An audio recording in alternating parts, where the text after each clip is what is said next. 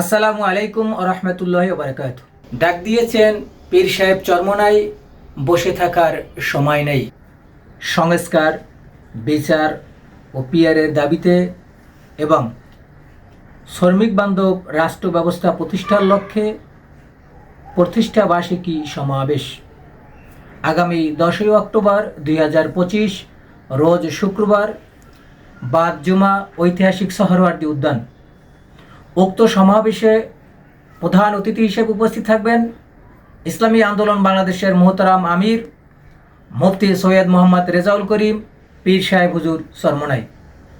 উক্ত সমাবেশে বিশেষ অতিথি হিসেবে উপস্থিত থাকবেন ইসলামী আন্দোলন বাংলাদেশের সিনিয়র নায়েবে আমির মুফতি সৈয়দ মোহাম্মদ ফয়জুল করিম শাইখে চরমনাই।